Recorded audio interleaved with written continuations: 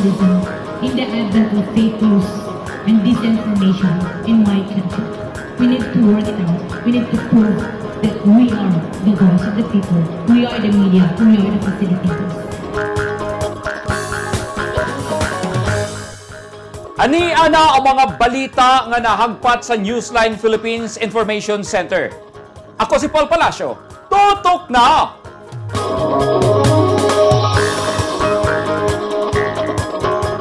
Sa mga headlines, usa ka pamilya nagreklamo batok sa usa ka ospital sa Davao kay nagpositibo sa COVID-19 ang ilang pasyenteng naka-ICU.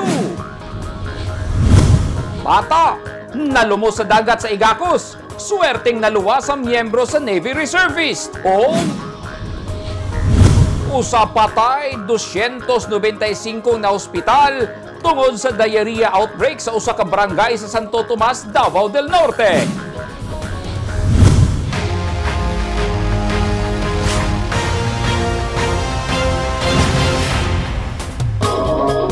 Sa detalye sa ato mga balita, naluwas sa usa ka reservist sa Philippine Navy nga usa ka harbor pilot ang 9 anyos nga bata nga nalumos sa dagat sa barangay Anunang Island, Garden City of Samal kagahapon sa hapon, Hulyo 18, tuig 2021.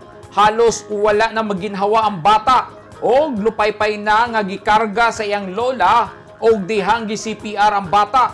Swerte kining naulian sa panimuot. Ania ang kulbayhinam nga pagluwas sa kinabuhi sa bata sa report ni Emily Rose Orteza. Sa aktual nga pag-cardiopulmonary resuscitation kon CPR sa harbor pilot na si Captain Sepio Bidico sa batang si Jade sa Pangubatan Beach. Halos wala na'y umuy ang bata nga taga-barangay Anunang Igacos human malumos sa dagat. Alis muna. Gusto pang muduol ang lola sa bata aron mohikap sa apo, pero ginabadlong kini sa mga tao nga kauban ni Captain Bidico nga magpalayo lang kay nanginahanglan og oxygen ang bata. Sa siging CPR ni Captain Bidico, nga gi-assist ni Colonel Filomeno Carion, taod-taod mi aksyon na og lihok ang bata.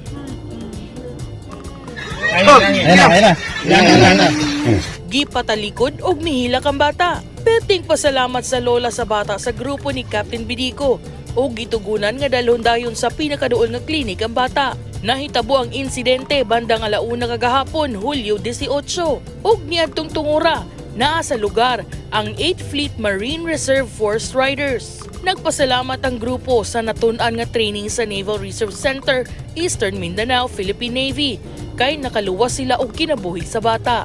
Si Captain Bidico, honorary member sa PNPAC Naglaya, class of 2002, ug worshipful master sa Digos Masonic Lodge 198. Nagpahimang nusab ang mga otoridad sa mga ginikanan o di kaha guardian nga dili gyud pasagdan ang bata nga maligo sa dagat kung wala kini kuyog nga hamtong. Emily Rose Orteza, Newsline Philippines. Stay safe.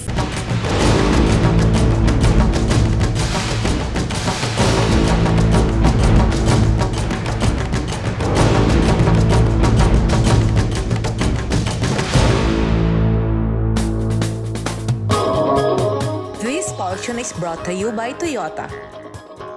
This portion is brought to you by Philippine Sports Commission. This portion is brought to you by Rizal Memorial Colleges. Usa ang patay og hapit 300 ka mga tao ang naigo sa pagpanakit sa tiyan, suka kalibang sa usa ka barangay sa lungsod sa Santo Tomas, Davao del Norte nga nagsugod ni adtong Hulyo 16, tuig 2021. Busa gideklara na ang diarrhea outbreak sa barangay Tulalian. Nagpadala dayon og supply sa tubig ang municipal government sa lugar kay gipaundang una og gamit ang mga tao sa ilang tinubdan sa tubig. Nasayran nga gitago lang sa mga tao ang gibating kalibanga kay nahadlok nga magpa-hospital tungod sa swabbing alang sa COVID-19. Ani ang report. Most of the cases na na-serve kahapon and today Nangunay mismo si Santo Tomas Municipal Administrator Attorney Eliza Evangelista Lapinia sa paghatod sa mga gikinahanglan sa mga tao sa barangay Tulalian. Human sila maigo sa suka kalibang ug pagpanakit sa tiyan. Apil sa gihatag ang tubig mainom. Naghatod sab og tubig ang Bureau of Fire Protection didto. Naa sa gipanghatag ang pagkaon. Sumala ni Lapinia, usa ang patay ug miabot sa 295 ka mga residente ang naigo sa sakit. Busa nagdeklara og diarrhea outbreak sa lugar. For the meantime, food packs, to medicines, to drinking water, yun ang kailangan nila. So we already have the support of stakeholders like the TADECO, ang provincial government, nagpadala na rin ng tulong, gamot and water. Yung team ng ating LGU and the barangay. Daghan sa mga residente nagreklamo sa sakit sa tiyan ug ang uban giagwanta na lang. Instruction from the mayor kanang further investigation unsa pa ang kuan. So on that day, on Friday, mag-abot ka dito daghan tagduha na gud ang dextrose na ginabutang sa ato ang doctor. Kay luspad, dehydrated jud.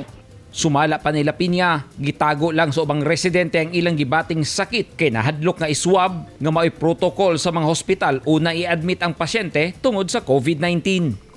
Mahadlok sila magpa-ospital. Mahadlok sila moadto didto kay basig iswab. Everyone was afraid of the swab kay ikuan lagi daw sila sa sigma COVID.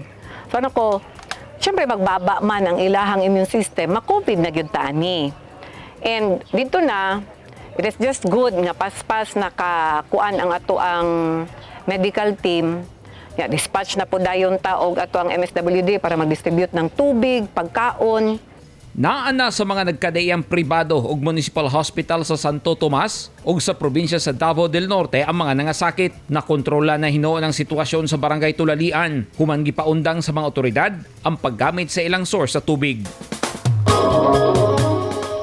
Nagreklamo ang usa ka pamilya batok sa usa ka pribadong hospital sa Davao City kay dihang na-admit ang ilang pasyente ug dugay-dugay sulod sa ICU na igo na hinuon kini og COVID-19. Ibalhinay na unta sa usa ka private room ang pasyente dihang nahibal-an nga nakakuha na hinuon kini og virus. Kinsa ka ang carrier niini ug unsay protocol sa ospital may kalabutan sa COVID-19. Ani ang report. Mipasaka na og opisyal nga reklamo ang pamilya sa usa ka pasyente batok sa usa ka pribadong hospital dinhi sa Dakbayan sa Davao. Human nagpositibo ang ilang pasyente nga anaa sa sulod sa intensive care unit kon ICU sa naisgutang hospital. Gisaysay sa pamilya sa pasyente, negatibo sa RT-PCR test ang ilang pasyente sa diyang ilang gisulod sa hospital niadtong Hunyo 29. Niadtong Hulyo 2, gipailawom na usab ang pasyente sa RT-PCR test tungod kay requirement kini una ipahigayon ang operasyon ug negatibo gihapon ang resulta. Hinungdan nga gioperahan ang pasyente niadtong Hulyo 3 tungod sa posibleng brain aneurysm. Nakarecover na ang pasyente ug andam na nga ibalhin sa private room. Apan, nakuratan na ang pamilya sa pasyente kay niadtong Sabado, Hulyo 17, gipahibalo sila sa ospital nga nagpositibo sa COVID-19 ang ilang pasyente ug gikinahanglan na nga ibalhin sa COVID room kay kuno severe ang kaso niini. Niadtong Hulyo 17, giswab test ang watcher nga anak sa pasyente ug negatibo ang resulta niini. Ilang gisaysay nga ang mga doktor lang ug nurses ang pwedeng mosulod sa room sa ilang pasyente sa ICU. Dunay usa ka nurse nga nagsulti sa pamilya sa pasyente nga dugay na silang wala gipailaw sa RT-PCR test sa hospital ug gani kaganihang buntag Hulyo 19 ang usa ka nurse aduna gibating sintomas sa COVID-19. Sukad Hulyo 29 hangtod karong adlaw anaa sa ICU ang pasyente. Og ang gikatangilahan sa pamilya nga unta kay ICU man mao kini ang pinakalimpyo nga kwarto sa tibok hospital ug mao kini ang pinaka-istrikto sa pagsubay sa protocol sa COVID-19. Nagpadala na og sulat ang pamilya sa COVID-19 Interagency Task Force for the Management of Emerging and Infectious Disease ug naghulat na lang sila sa tubag niini. Among gipangutan ng doktor sa hospital nga usa sa mga doktors sa nisgutang pasyente ug mao kini ang iyang tubag sa akong mga pangutana. The patient was referred to me yesterday. So I'm still reviewing the case and the hospital management is having a meeting to discuss the case. Amo usab na sayran nga naghimo og usa ka case conference ang hospital kaganihang alas 3 sa hapon.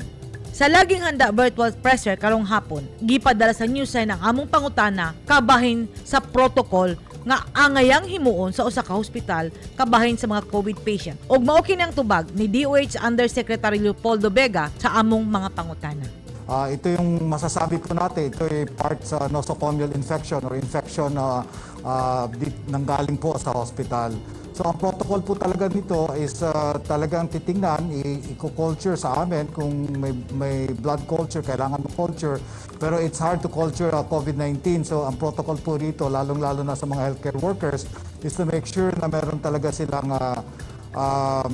mandatory screening every 14 days. Kailangan i-check surveillance po to ng mga healthcare workers every 14 days to check whether they have COVID or not. Itong nangyari po sa pasyenteng to dahil ho sa prolonged stay nila sa hospital at nagkakaroon na talaga sila ng hospital-acquired infections. At nangyari po ito ay COVID. Sa pangutana kung unsa ba ka-regular dapat ang surveillance and monitoring sa hospital frontliners. Mao kini ang tubag ni Yusek Vega. Well, it's recommendatory talaga at sinabi na namin noon na talagang for healthcare workers, kailangan talagang 14 days surveillance. They need to have a swab and RT-PCR. So lahat naman ng mga healthcare workers po natin, sa mga lalong-lalo na sa mga frontliners, na after 14 days, they should be tested for a swab test and an RT-PCR. And that's the recommended protocol. Kung atong basihan ang protocol sa IATF, gikinahanglan nga ipailawom sa hospital ang tanang staff niini sa RT-PCR test kada ka-12 adlaw. Apan sa kaso sa nahisgotang hospital, wala kini nahitabo. Hangtod karong mga orasa padayong nagpaabot ang pamilya sa pasyente sa tubag sa hospital. Apan saysay sa management kanamo, kaganihang alas 3 sa hapon, dunay gipahigay nga hospital conference kabahin sa kaso sa nahisgutang pasyente. Edith Kaduayan, Newsline Philippines, stay safe. At tangi! Shabu nga ipalusot sa Davao City na harang sa checkpoint sa TF Davao. O aktibidad sa Panigusan 2021 Festival, gikan sila tungod sa pandemya.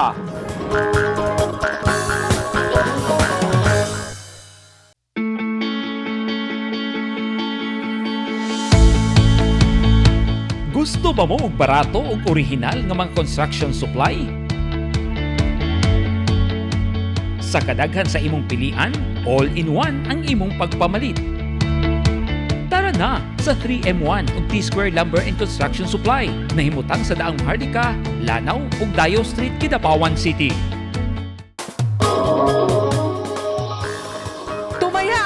Sa PCS o Lotto. Sa bawat bili mo ng ticket, nakakatulong ka na sa kapwa mo at pwede ka pang maging milyonaryo. Tara na!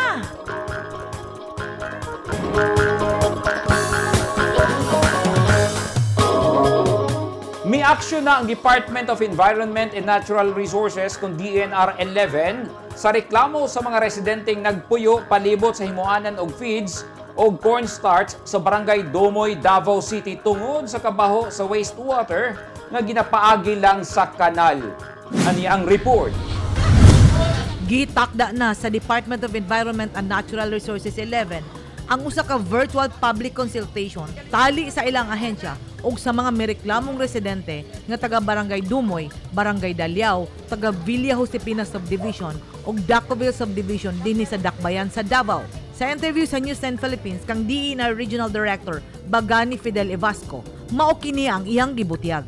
For updates in the concern of Hulu Corporation, I encourage and invite all the stakeholders, especially the local government of Davao City, from the City Health Office, the City Council, even to the barangay captains inside or nearby Hulu Corporation.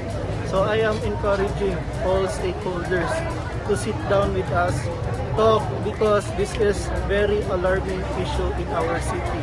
We have to act, we have to move, we have to establish a good start for the community. Nalipay ang mga residente sa tubag ni Director Evasco sa ilang mulo tungod kay matud nila na wada na unta sila og paglaom human sa sobra duha ka dekadang pag-anto sa baho nga hangin ug hugaw nga tubig gikan sa Hulu Cornstarch Corporation didto sa Barangay Dumoy, Turil dinhi sa Dakbayan sa Davao. Napasalamato na gyud kayo kami sa Ginoo nga adunay andam mo tabang kanamo nga madutso kini sa DNR ug ang DNR na yung lihok nga maundang ang baho sa hulo. Kay tanan kami diri lumulupyo. Naapektado na gyud. Dugay na kami nag-antos, kalbaryo kaayo. Kung kini amo yung di pa nang kamutan nga amo i-shout out ni masi imidya na mo ay maminaw. Karon kay nahayagan na gyud. Salamat kami sa tanan nga nag-concern sa mo ang. Pasalamat ko nga ang problema na mo diri sa sapa masaka na sa taga DNR sa kataas-taasan o nagpasalamat po ko sa mga tao nga ni-action din dapita sa sitio San Isidro kay mao gyud ni among problema nga dako dinhi nga dugay na namong gimulo. Daghang salamat kayo sa nitabang sa amo o ako isa ka bantay dagat volunteer responder. Dako kay kog kalipay nga nakatabang ko dili lang sa akong sarili o sa akong pamilya o sa labi na sa komunidad dinhi sa sitio San Isidro o sa tibuok kalibutan. Apan, sa laing bahin, sa usa ka sulat nga gipadala sa usa ka Benji Saldo sa Hulo Cornstarch Corporation didto sa City Council nga dunay pits Hulyo 16. Gisaysay niini nga walay operasyon ang ilang planta sukad niadtong Hulyo 12 ug nagpadayon lang kini niadtong Sabado Hulyo 17, 2021. Gidugang pa sa sulat nga sagad mag-shutdown ng ilang planta kada 6 ka bulan aron magpahigayon og maintenance check-up aron dili mga daot ang ilang makinarya. Apan kagahapon Domingo, Hulyo 18, nagpadala na usab og mensahe ang mga residente nga perti na usab kabaho sa ilang lugar ug migawas na usab ang daw gatas nga tubig gikan sa water treatment plant sa Hulo Cornstarch Corporation. Naglaom ang mga residente nga sa kasinsiro sa pamulong ni DNR Director Ivasco, unta matuldukan na ang dugay na nilang problema ang kabaho sa kahanginan ug kahugaw sa ilang kanal nga didto diretso sa dagat sa Talomo Shoreline. Edith Kaduayan, Newsline Philippines, stay safe.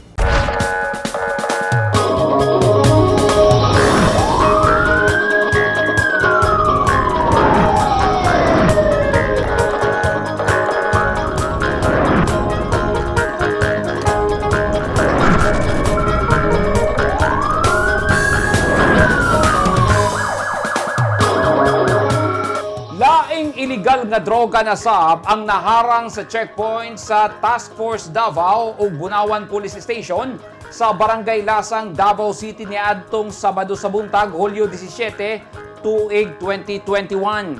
Subay sa report sa mga otoridad, nadakpan ang nagpalusot sa droga nga gila sa pangalang Archie Pitogo Silaga, 30 anyos, residente sa Purok 13B, San Vicente, Butuan, Agusan del Norte. Ang suspect sakay sa kotse ug nakuhaan og gituohang shabu nga nagkantidad sa 640,000 pesos og drug paraphernalia.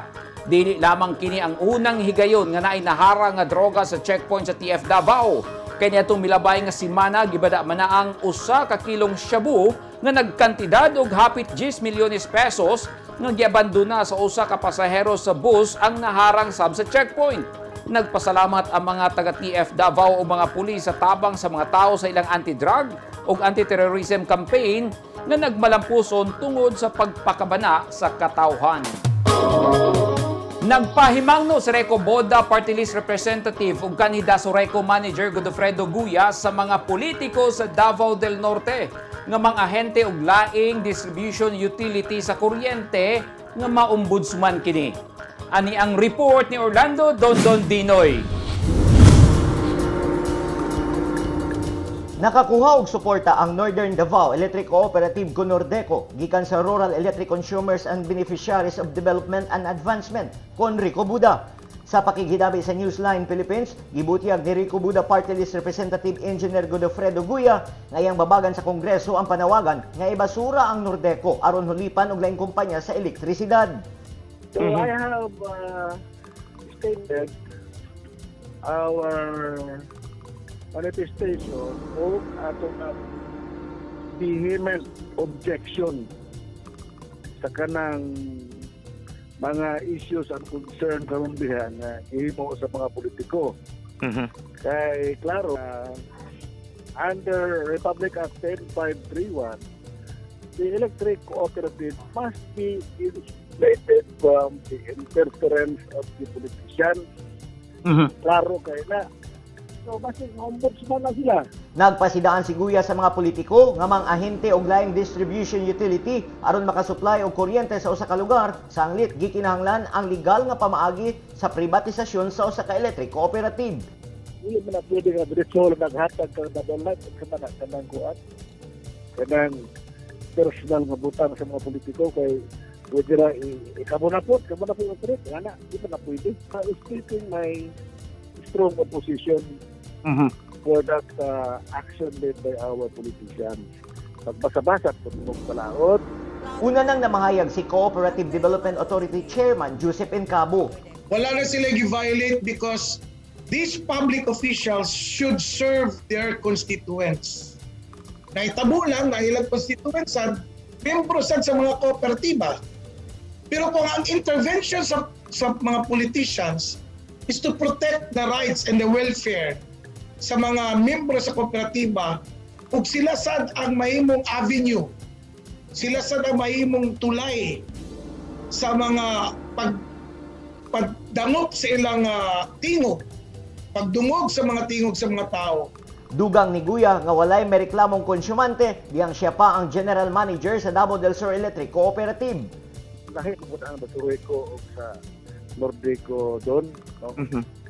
Kanang Nordeco do pergin ng gubot ng una, CDA o NIA, ako ba'y nahimong project supervisor dito. O nang sulit baot ng ilahang operasyon. O Basureco, maayon man ko na ito ang relasyon sa mga politician.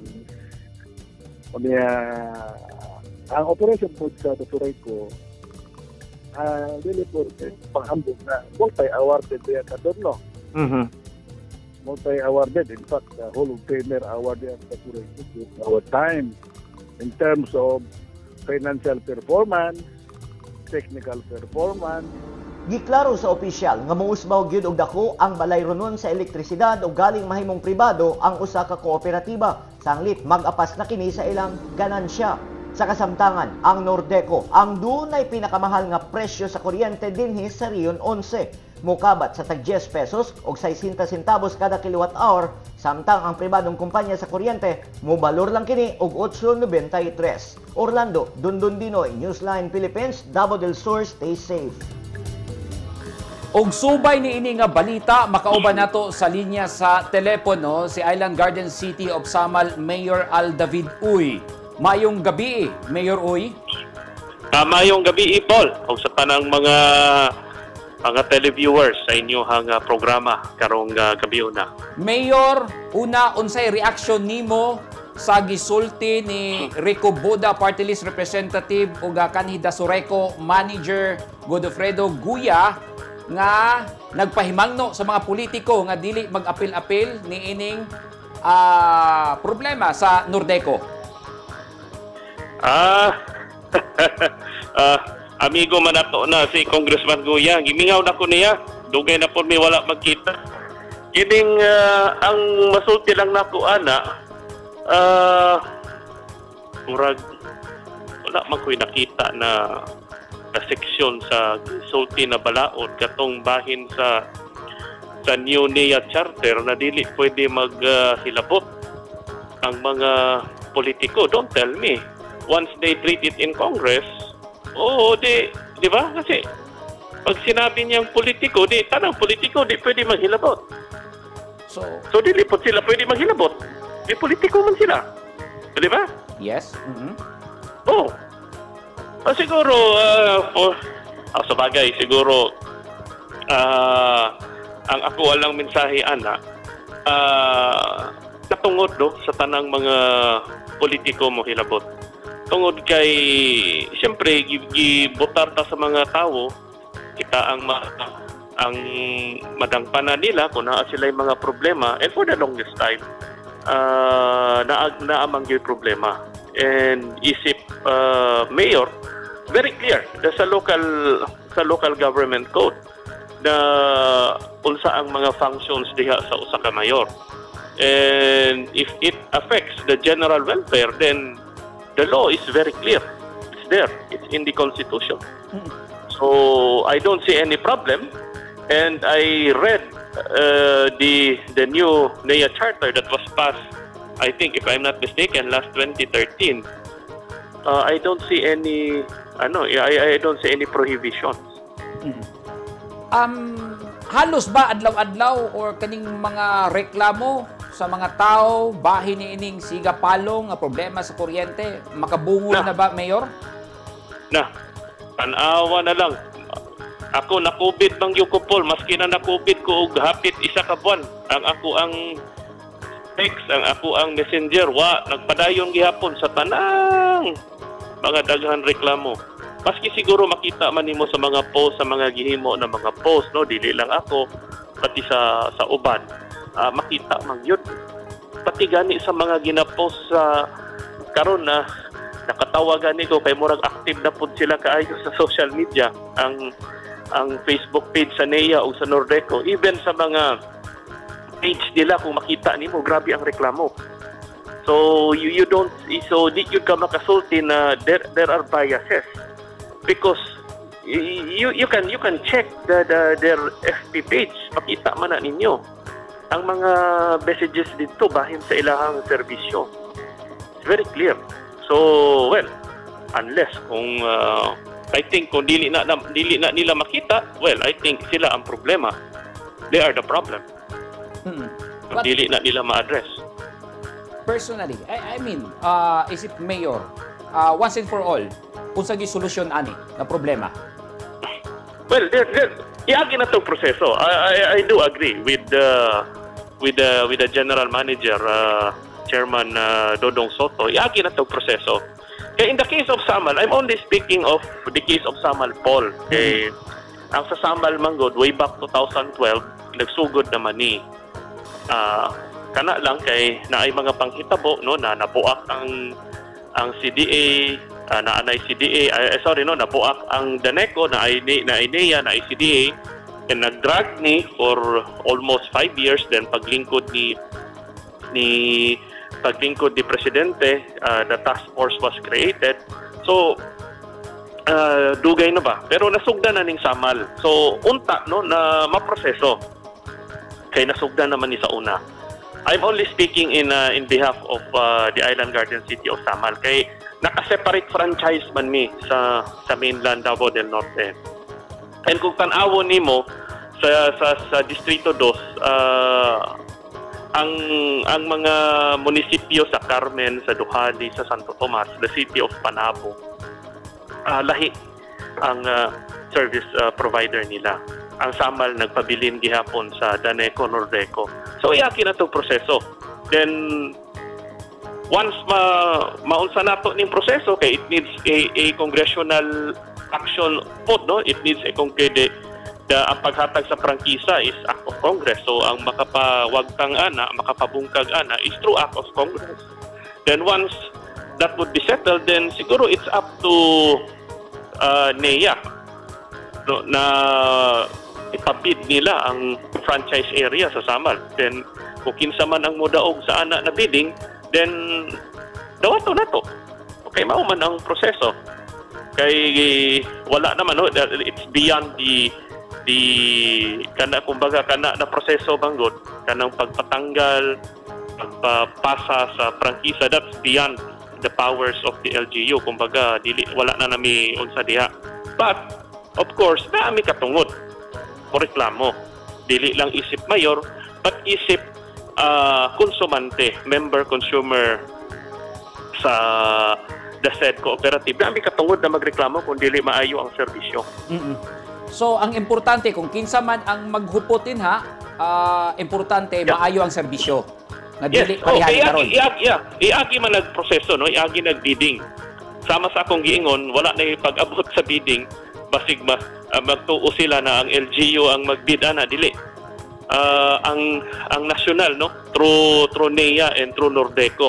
Sila ang magbid ana kung kinsa man ang sa tanaw nila ang siyempre no na aman ay proseso po ng bidding.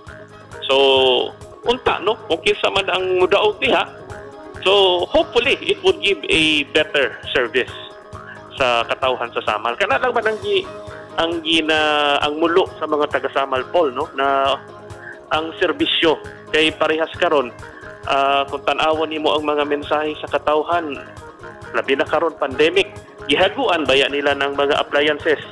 Ang uban gikan pa sa mga OFW na to sa Malenyo. Unya maguba lang tungod kay dili klaro ang supply sa kuryente. So asa man ang hustisya ana? So murabag kung ana ang mahitabo, di wala mi katungod na magreklamo, dili. We have the right, isip mga konsumante, naka-enshrine na sa ato ang balaod. Whether you're a politician or not a politician, naa kay katungod magreklamo. Narabata sa demokrasya. Gawas na lang kung naata sa komunista na nasod. That's very clear. It's very clear. Daghan kayong salamat, Mayor Al David Uy sa Island Garden City of Samal. Mayong gabi, Mayor. Amping. Mayong gabi, Paul. Dagang salamat. Amping sad. Dagang salamat. Mitabang na ang Philippine Charity Sweepstakes Office kon PCSO sa kampanya sa gobyerno bato climate change. Sa pakig-alayon sa PCSO ug DENR, ilahang gilusad ang tree nurturing program diin klase-klaseng species sa kahoy ang ilang ipangtanom. Ani ang report. Trees in the City. Mao kini ang gilusad kaniadtong Sabado, Hulyo 17, dinhi sa Dakbayan sa Davao, aron malikayan ang paspas nga epekto sa climate change sa katawhan. Ang proyekto nga gisuportahan pinaagi sa pondo nga gikan sa Philippine Charity Sweepstakes Office ug sa pakig-alayon sa Department of Environment and Natural Resources ug sa PEP Philippines Incorporated. Mukabat sa 300 ka nagkadaiyang mga punuan sa kahoy ang gipangapod-apod sa nagkadaiyang lugar sa syudad. I really appreciated it. This is the first time that we will do this, and hopefully we will be able to support the program once you launch it sa ibang cities. And I am very grateful that we're doing this the first time dito sa city mismo ng ating mahal na presidente. So rest assured that PCSO will, as long as we have the money, as long as nandyan yung mga suki natin, we will remain partner of DNR in especially on this kind of project where we will plant and promote itong mga indigenous trees which is unique and can only be found in our country. So thank you DNR, thank you po sa mga players namin, mga suki namin. Samtang sa kabahin sa DENR 11, gisaysay ni Regional Executive Director Bagani Fidel Evasco. This would help educate the people, the community, what is the purpose of this trees. So helping the community to be prepared of any problems ahead. One of the department strategies is the implementation of the flagship reforestation. It's called the Enhanced National Greening Program. It started 2011. We were able to plant over 1 billion of seedlings to 1 million of hectares denuded in the open forest land, especially here in Davao region. By now, we already realize that the trees are our holy grail in facing off climate change. Matod ni Garma, ang suporta sa PCSO dili lang nakasentro sa paghatag og ayuda sa mga buhatan nga nanginahanglan og suporta. Apan, aduna usab kini corporate social responsibility ug andam kanunay mosuporta sa tanang lakang aron maprotektahan ang kinaiyahan ug uban pang proyekto nga ikaayo sa katawhan. Emily Rose Orteza, Newsline Philippines. Stay safe. Kansilado ang tanang aktibidad sa Padigusan Festival 2021 karong adlaw tungod sa pandemya, sanglit holiday sab karong adlaw. Wala sab madayon ang tree planting activity sa mga barangay inay nang hatag na lang ang lokal nga gobyerno sa Digos City ug Similya sa punuan sa kahoy aron sa matag tugkaran na lang kini ipangtanom. Ani ang report ni Orlando Dondon Dinoy. Usa sa nakalinya nga aktibidad sa Padigusan Festival 2021 mao ang tree planting activity nga imon unta sa pipila ka mga barangay sa Digo City karong adlaw Hulyo 19, 2021. Apan, kansilado kini kay giligwayan hangtod sa katapusan ng MECQ sa tibuok probensya sa Davao del Sur. Sumala ni Allen Christy Melendres, ang Greening Program Coordinator sa lokal nga gobyerno, nga inay mag-tree planting activity, gihimo na lamang ang community plant tree o libreng hatagan ang mga gustong mananong og kahoy sa ilang tugkaran, pero gideklara gihapon nga holiday karong adlaw subay sa Proclamation 1186 sa Malacañang. So instead of country, plant tree.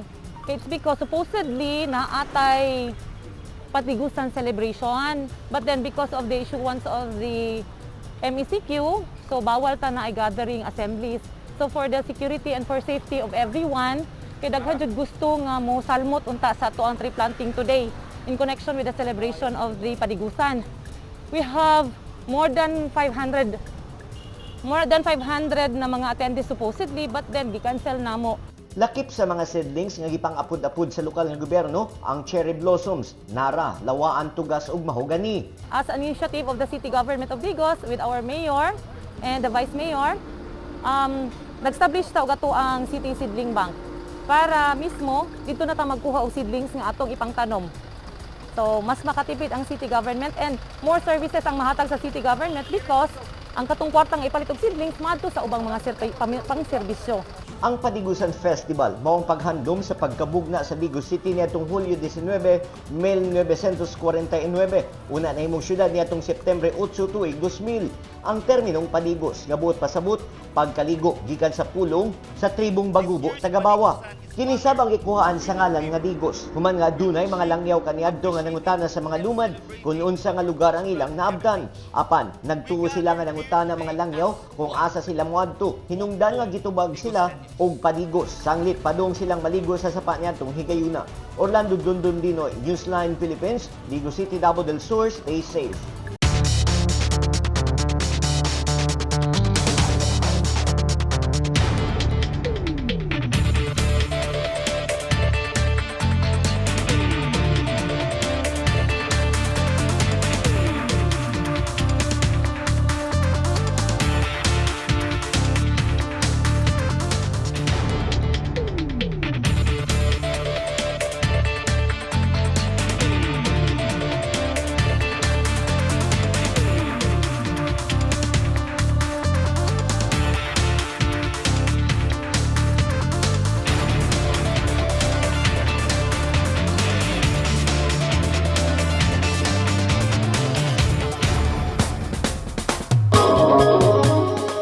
Kadto ang naghingpit sa mga balita nga nahagpat sa Newsline Philippines Information Center.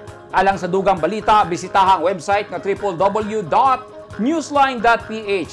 Sa Facebook page, Instagram, newsline.ph. O sa Twitter, newsline.ph. Kung aduna way mga balita o impormasyon sa inyong tagsa-tagsa ka mga lugar, mamahimo kanan inyong i-share pinaagi sa Newsline Messenger. Makita usab ninyo sa Channel 50 sa Sky Cable sa Davao ug General Santos City. Ako si Paul Palacio. Daghang salamat and stay safe!